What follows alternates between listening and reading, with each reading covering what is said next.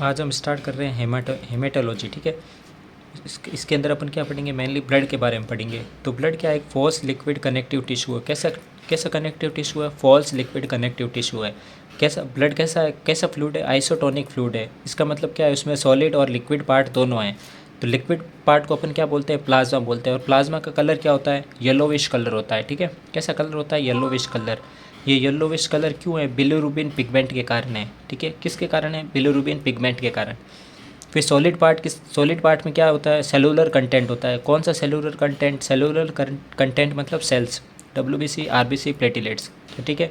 तो क्या हो गया, false liquid connective tissue, isotonic fluid. Isotonic fluid मतलब सॉलिड लिक्विड दोनों। सॉलिड में क्या हो गया, डब्ल्यूबीसी, आरबीसी और प्लेटिलेट्स। लिक्विड में क्या हो गया, अपना प्लाज्मा। प्लाज्मा का कलर क्या होता है, बिलिरुबिन, ठीक है।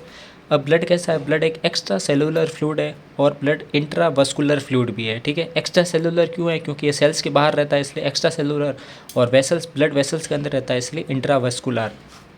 फादर ऑफ हेमेटोलॉजी कौन है, विलियम हेवसन। कौन है, विलियम हेवसन। और फादर ऑफ ब्लड सर्कुलेशन कौन है, William Harvey. William Hewson, William Harvey, father of haematology, father of blood circulation. अब देखो, अपने एक टेस्ट ट्यूब में ब्लड सैंपल लिया, थोड़ी देर इसको रखने के बाद क्या होगा, जो आरबीसी है वो सारी नीचे आ जाएगी और प्लाज्मा ऊपर रह जाएगा, और बीच में एक ट्रांसपेरेंट लेयर बनेगी, उसको बोलते हैं बफी कोट, ठीक है। तो ये जो नीचे आ गया उसको बोलेंगे आरबीसी, जो ऊपर रह गया, जो लिक्विड पार्ट रह गया उसको बोलेंगे प्लाज्मा, और जो डब्ल्यूबीसी और प्लेटिलेट्स कहाँ रहेंगी, बीच में रहेगी यहाँ पे, जिसको बोलते हैं अपन बफी कोट। ये कैसा होता है, ट्रांसपेरेंट होता है। तो ट्रांसपेरेंट जोन को अपन क्या बोलते हैं, बफी कोट। और बफी कोट में क्या प्रेजेंट होता है, डब्ल्यूबीसी और प्लेटिलेट्स, ठीक है। ये अपने पास कैसा ब्लड है, अनक्लोटेड ब्लड है। अगर अपन ने ब्लड को क्लोट करवा दिया, ब्लड अगर क्लोट हो गया, क्लोट मतलब जमा हो गया, रक्त का थक्का बन गया, तो क्या होगा, अपन को यहाँ पे क्या देखने को मिलेगा, क्लोट देखने को मिलेगा। और ये क्लोट किसके वजह से बना, क्लोटिंग फैक्टर की वजह से। और क्लोटिंग फैक्टर किस में प्रेजेंट होता है, प्लाज्मा में। अगर प्लाज्मा में से अपन क्लोटिंग फैक्टर रिमूव हो गया, रिमूव क्यों हुआ, क्योंकि यहाँ पे क्लोट बन गया। अगर प्लाज्मा में से अपन क्लोटिंग फैक्टर रिमूव कर देते हैं तो उस पीछे क्या बचेगा, सीरम। तो उसको क्या बोलेंगे, अपन सीरम को बोलेंगे। तो सीरम क्या होता है, अगर प्लाज्मा में से क्लोटिंग फैक्टर माइनस कर दें, प्लाज्मा में से क्लोटिंग फैक्टर को हटा दें, तो पीछे जो बचेगा उसको क्या बोलेंगे, सीरम बोलेंगे।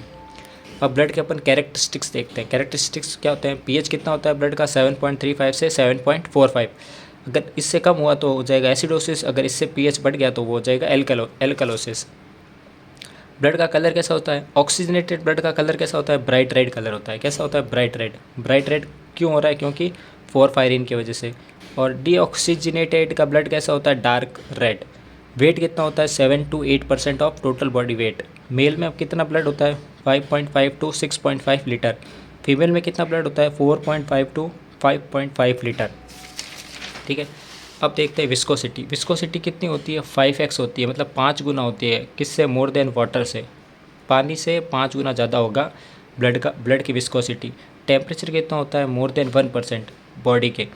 बॉडी से 1% ज़्यादा टेम्परेचर होगा, जो कि कितना, बॉडी का कितना होता है 37, तो मोर देन 1 कितना हो गया, 38 डिग्री। स्पेसिफिक ग्रेविटी कितनी होती है ब्लड की, 1.055 to 1.065। ऑस्मोलारिटी कितनी होती है, 275 to 295। अब फंक्शन ऑफ ब्लड देखते हैं। तो फंक्शन ऑफ ब्लड क्या क्या होते हैं, 4 मेन फंक्शन होते हैं, ट्रांसपोर्टेशन, प्रोटेक्शन, रेगुलेशन और एक्सक्रीशन। ट्रांसपोर्टेशन किसका करता है, blood helps in transportation of gas, hormones and nutrients. तो मेनली अपन अब देखते हैं गैस का कैसे ट्रांसपोर्ट होता है। तो गैस कौन सी होती है, ऑक्सीजन और CO2, oxygen and carbon dioxide. तो ऑक्सीजन 97 से 98% जो ऑक्सीजन है वो किसके थ्रू ट्रैवल करता है, हीमोग्लोबिन के थ्रू। ऑक्सीजन जो है वो हीमोग्लोबिन से बाइंड हो जाएगा, बाइंड विथ हीमोग्लोबिन, और इसी स्ट्रक्चर को क्या बोलते हैं, ऑक्सी हीमोग्लोबिन। जो 2 से 3% जो ऑक्सीजन है वो किसके थ्रू ट्रैवल करेगा, प्लाज्मा के थ्रू। तो जैसे 100 मॉलिक्यूल ब्लड के आए, 100 मॉलिक्यूल ऑक्सीजन के आए, तो 98 मॉलिक्यूल तो हीमोग्लोबिन से अटैच होकर ट्रांसपोर्ट होंगे, और जो पीछे 2 मॉलिक्यूल बचे वो किसके साथ ट्रैवल करेंगे, प्लाज्मा के थ्रू ट्रैवल करेंगे। और अब अपन अगर CO2 का देखें तो 70 to 75% जो CO2 है वो बाइकार्बोनेट आयन के साथ अटैच बाइंड करके ट्रैवल करता है, और जो 15 से 20% CO2 बचा वो किसके थ्रू ट्रैवल करता है, हीमोग्लोबिन के साथ बाइंड करके ट्रैवल करता है, और जो पीछे 5 से 10% CO2 बचा वो प्लाज्मा के थ्रू ट्रैवल करता है। तो ऑक्सीजन किसके थ्रू ट्रैवल कर रहा था, हीमोग्लोबिन और प्लाज्मा 2 के थ्रू। ये किसके थ्रू करेगा, haemoglobin, plasma plus bicarbonate ion. जब हीमोग्लोबिन के साथ ऑक्सीजन अटैच हो जाता है तो उसको बोलते हैं ऑक्सी हीमोग्लोबिन। जब हीमोग्लोबिन के साथ में CO2 अटैच हो जाता है तो उसको बोलते हैं कार्ब एमिनो हीमोग्लोबिन। जब हीमोग्लोबिन के साथ में CO मतलब कार्बन मोनोऑक्साइड अटैच हो जाता है तो उसको बोलते हैं कार्बो ऑक्सी हीमोग्लोबिन, कार्बो ऑक्सी हीमोग्लोबिन। दूसरा काम था इसका प्रोटेक्शन। प्रोटेक्शन कैसे है? ब्लड क्लोटिंग, जो ब्लड बह रहा है, ब्लीडिंग हो रही है, उसको रोकना, कोई इन्फेक्शन से प्रोटेक्शन करवाना। तो ब्लड क्लोटिंग कौन करवाता है? फिब्रिनोजन। और इन्फेक्शन से कौन लड़ता है? WBC। और इसका रेगुलेशन, तो रेगुलेशन कैसे कैसे करवाता है? पीएच बढ़ गया, पीएच अगर बढ़ गया तो उसको कम करवाएगा, कम हो गया तो बढ़ाएगा। ये कौन करता है? ब्लड करता है पीएच रेगुलेशन को। टेम्परेचर रेगुलेशन में ग्लूकोज का भी रेगुलेशन करता है। कैसे?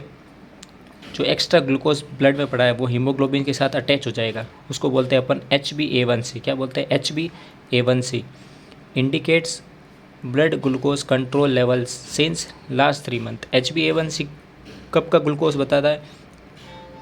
कंट्रोल ग्लूकोज बताता है। कितने टाइम पुराना? Last 3 month. ठीक है।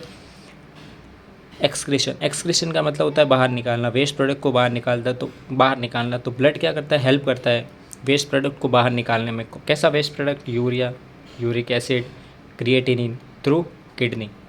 Thank you.